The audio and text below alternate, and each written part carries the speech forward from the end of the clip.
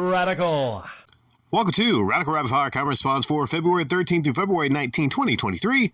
Short comments, quick replies. Martyville. Crash diets. I need an inverse diet because I need a lot of weight.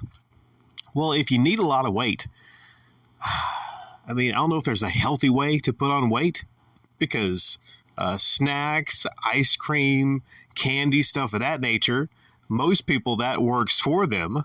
Not walking around a whole lot, sitting on the couch all day, not being mobile. Basically doing the opposite of things that would help a person lose weight, like being active, eating right. Maybe like a lot of bread, a lot of carbs, possibly. Maybe you could go to GNC and get a weight gainer, something like that. Some people just have an incredibly high metabolism and they struggle to put on weight or to put on muscle, things of that nature. So, I hope you find a path to get you some poundage. Terry W. It's about time they recommended small channels, like mine. Makes my raccoon very happy. I don't know if there's any raccoon-oriented channels. I don't know if there's any YouTube channels with a pet raccoon. That would be an interesting channel. You see pet monkeys, you see pet cats, you see pet dogs, but really, Terry, what about a pet raccoon channel? That'd be some truly unique. But I do hope they recommend your channel. That would make your raccoon very, very, very happy. Art Bell, beans only, eating challenge. No YouTuber I've asked has gone for it. By day 15, he hated life, and he loved beans. Human bioweapon, no sparks, no candles, Rick. We say no YouTuber has taken the challenge yet, but you reference somebody that he hated life by day 15. So which one is it, Art? Did no one take the challenge?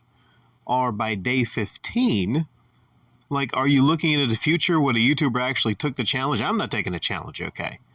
Just beans? Just beans for 15 days? Maybe you could live on beans. They do have a lot of protein and whatnot. They have fiber. You possibly could live on beans, but I don't want to put my friends and family through all of that. Sweatpants Joe Games. Mine is full of channels I'm subscribed to. Your sidebar. I don't watch the big channels like ESPN or First Take on this account, so I don't get recommended them. Well, I often wondered how the recommendations work. I've been recommended channels I have never even went to before.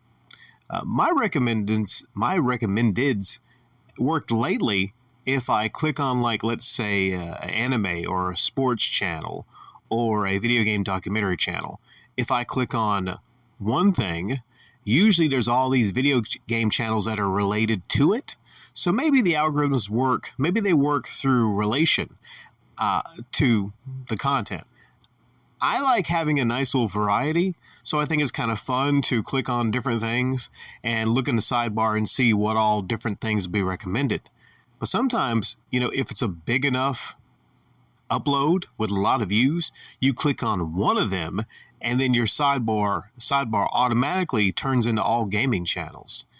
But they have been recommending channels with maybe uploads that have 3 or 4 views, and that's pretty cool. So I will commend YouTube on that one. Solid Nate 99. Why do we need the trash bags though? You commented on my upload where I'm throwing away a lot of DVDs that did not work or they look scratched up. I get DVD lots, or I used to, until I figured out that half the movies are scratched up and they're not even worth a whole lot of money.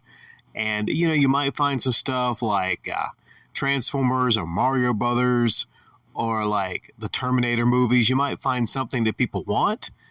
But even when you do, sometimes the discs are all scratched up and movies are really finicky when it comes to those. But you ask why I was putting those in trash bags. Is there a better option to putting trash in trash bags? I really thought people put trash in trash bags. Unless maybe you have, of course, some broken glass and, you would take that to a special area at the dump. But I'm scratching my head here, Solid Nate. I didn't get it. trash goes in trash bags. That's why they're called trash bags. Dumez. Back in high school, I had a friend with a hot mom, and I would think of her when I Jack and Daxtered off sometimes. And sometimes I would go over and she would be in this tiny 2-piece bikini walking around the house. And then she would cook me a steak or whatever. Awesome. A lot of things I could talk about here. So, at some point, did you feel bad that at your friend's mother that you were Jack and Daxtering off to? Did you feel bad, or, I mean, you couldn't just kind of help yourself? Maybe she was that incredibly attractive. Did you wind up hooking up with her? I mean, it could have been a reason she made you a steak. This is probably a common thing that happens. You know, maybe she's neglected by her hubby, and she sees that her son has all these young-blooded friends that come by. Man, that would be the worst thing. I think it's the worst thing a mother could probably do. And the father at the same time. Father in that same situation. But you know what? That would give you an amazing amount of leverage in blackmailing your friend. If your friend knew that, you know, the mother and you were really, really going after each other, man, you could get so many of his video games. You could just be like, well, you know, I'd like that copy of Snatcher, or else, you know, your mom's Snatch. Really, it'd be terrible. But Dumez, I hope you didn't. I hope you did not. Not a good friend at all. Not a loyal friend. Matt Tracker. Sealed or not, it's just Star Fox 64. Crazy, I don't get it. Well, the most that could ever be, even if it's a pristine sealed copy of Star Fox 64, the most that will ever be is, guess what, Matt? It's Star Fox 64. Back when that game come out, it was like, what, $70? So the most it could ever be back then was $70 sealed. But now, hundreds and hundreds and hundreds of dollars. How much was that? I even forget. It might have been in the thousands for Star Fox 64 sealed. Now, at some point, I can understand. Well, you know what? This is a key game, and it's sealed. There's not that many sealed copies out there. So I can get how it's a collector's item. But like I said, the most it will ever be is Star Fox 64. Who?